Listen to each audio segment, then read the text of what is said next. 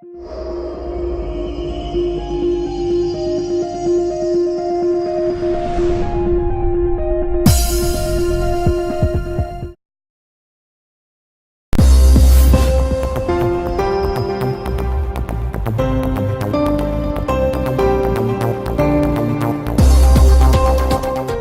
16 h à la primature. Le Premier ministre, en compagnie de deux de ses ministres, à savoir le ministre du Budget et le ministre du Pétrole, il y avait deux membres de son cabinet, c'est-à-dire ses conseillers, et l'inspecteur général.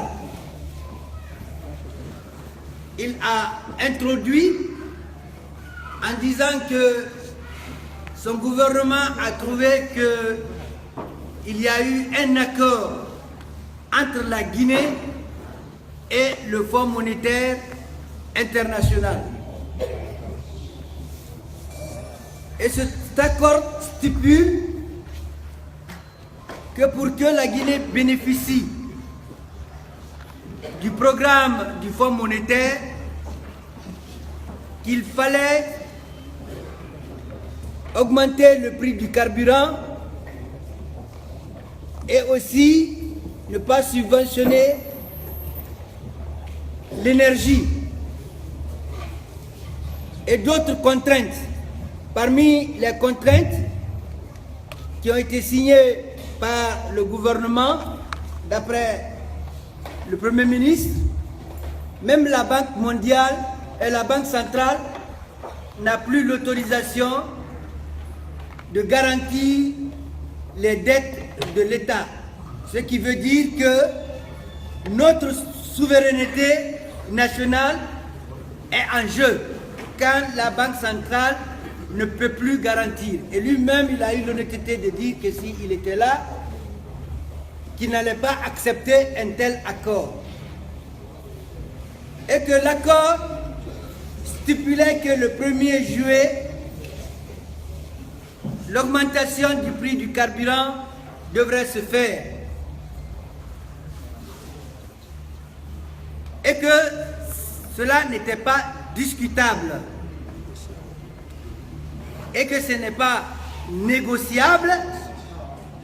Il nous invite plutôt à parler des mesures d'accompagnement.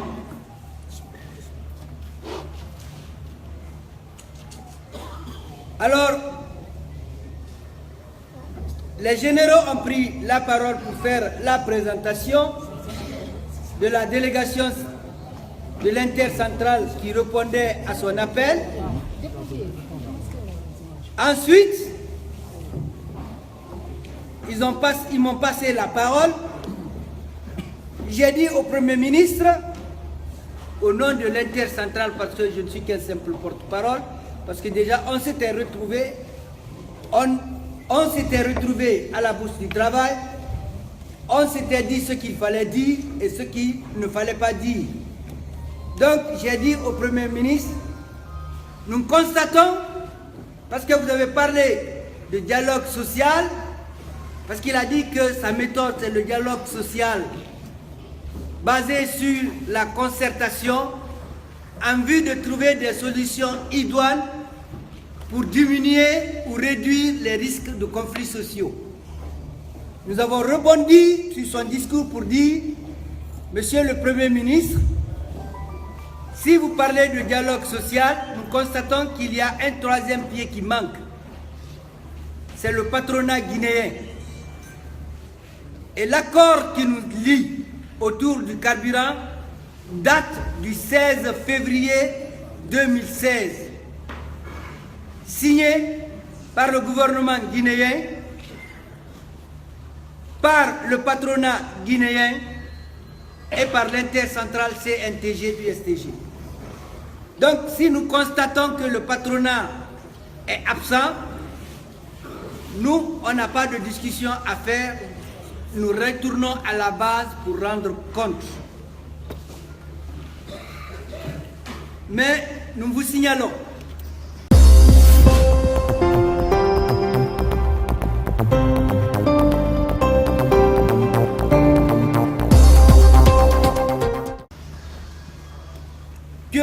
protocole stipule qu'en cas de hausse du prix du baril à l'international ou de la baisse du prix du baril à l'international, les parties doivent se retrouver dans les 90 jours pour fixer le nouveau prix du litre du carburant à la pompe.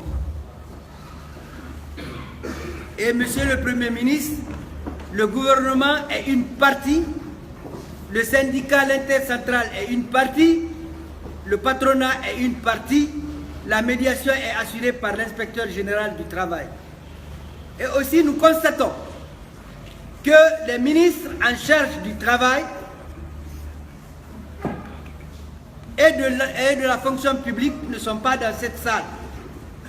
Parce que d'une manière très directe, l'État étant le plus gros employeur, les fonctionnaires dépendent du ministre de la fonction publique.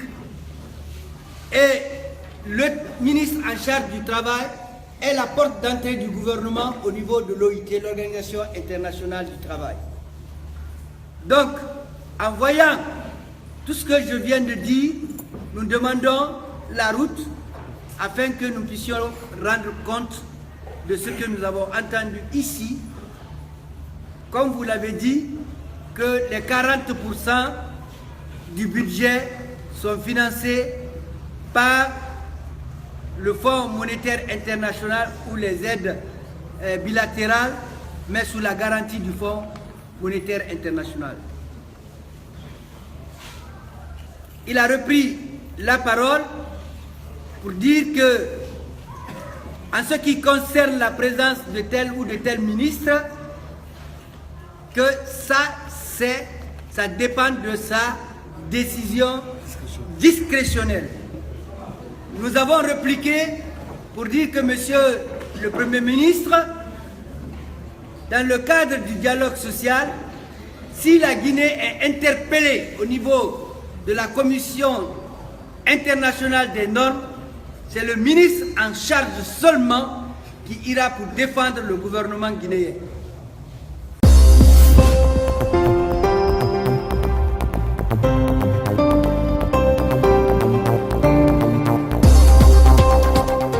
Face à ses partenaires sociaux qui sont le patronat et le syndicat.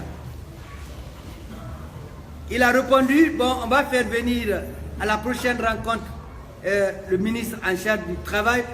Peut-être vous avez peur qu'on vous arrête. On a répliqué, on a dit, Monsieur le Premier ministre, vous nous connaissez, nous vous connaissons depuis le temps de Lansana Conté. Vous connaissez ce qui s'est passé de 2005, 2006, 2007. Nous, nous sommes des guerriers aguerris déjà au combat.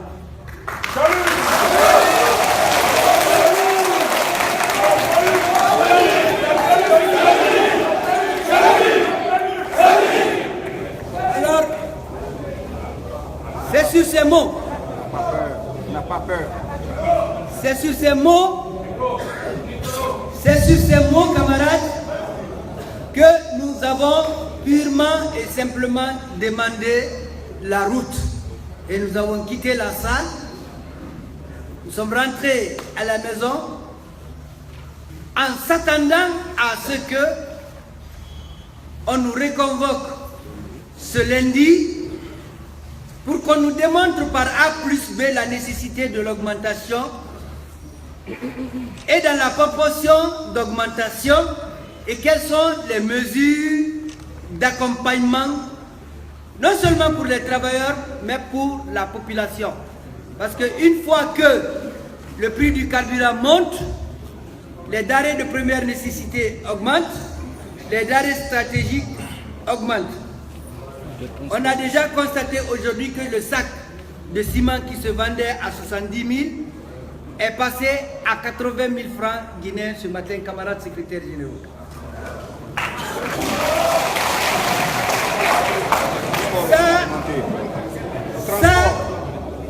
Ça aussi, c'est dû à l'improvisation parce que si c'était une négociation organisée, toutes ces mesures allaient se prendre et comme les camarades du transport ils sont là, Quand il y a augmentation, immédiatement, il rentre aussi en négociation pour fixer le prix du transport par tronçon. Chose qui n'a pas été faite.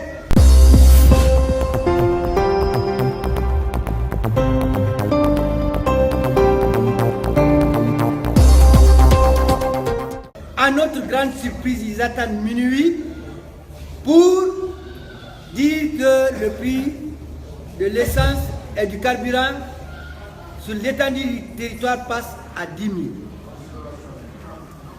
Donc, nous constatons qu'il y a une violation du protocole d'accord. C'est un défi qui nous est lancé. Nous estimons qu'à ce défi, l'intercentrale doit répondre. Et c'est pourquoi nous avons, sous l'autorisation des secrétaires généraux et des deux bureaux, passé le communiqué dans les différentes presses pour vous inviter à cette rencontre, pour qu'on vous rende compte de ce qui s'est réellement passé le jeudi, parce que nous ne sommes que des envoyés. Écoutez vos réactions et prendre la décision qui s'impose. Donc l'intercentrale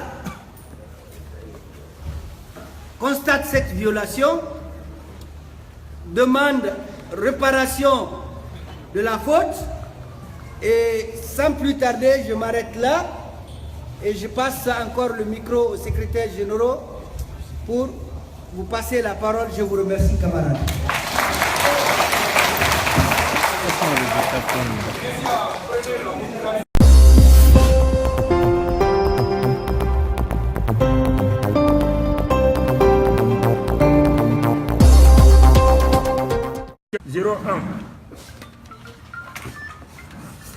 C'est avec une profonde indignation que le peuple souverain de Guinée a appris tard dans la nuit du samedi 30 juin 2018 l'augmentation injustifiée et unilatérale du prix du carburant par le gouvernement.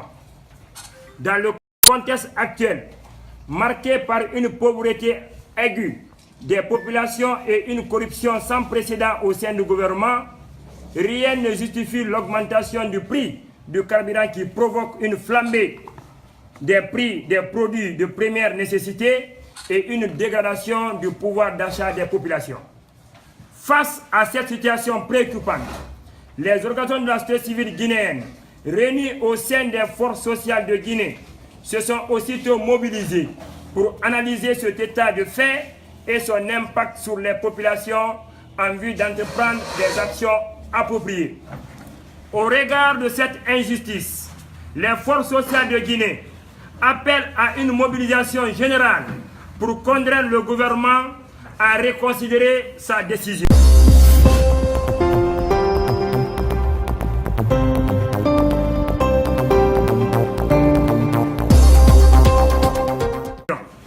En conséquence, les forces sociales de Guinée invitent les citoyens à un sursaut national à travers une série de manifestations citoyennes qui commencent par une journée ville morte prévue le mercredi 4 juillet 2018 sur toute l'étendue du territoire national.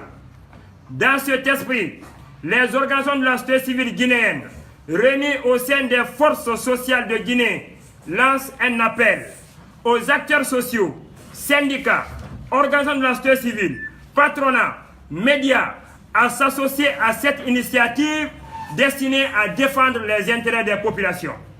Aux fonctionnaires de tous les secteurs, aux membres des organisations socio-professionnelles, aux travailleurs des secteurs bancaires, miniers, portuaires, judiciaires, des assurances, des télécommunications, ainsi qu'aux opérateurs économiques, commerçants, enseignants et étudiants des universités publiques et privées, jeunes transporteurs, exploitants de moto-taxis, à respecter ce mot d'ordre de ville morte pour exprimer leur désapprobation face à cette augmentation du prix du carburant et leur ras-le-bol contre la mauvaise gouvernance en Guinée. Ce mercredi 4 juillet 2018, chacun est convié à respecter ce choix. Chacun est convié à rester ce choix. Chaque citoyen qui reçoit ce message est prié de contribuer à sa large diffusion. Ce serait un acte citoyen fondamental pour réclamer plus de justice en Guinée. Tous les citoyens épris de justice sont invités à œuvrer au respect de cet appel par tous les moyens légaux. D'autres initiatives et actions seront menées dans les prochains jours jusqu'à la satisfaction de cette légitime revendication. Conakry, le lundi 2 juillet 2018, les forces sociales. Je vous remercie. Merci.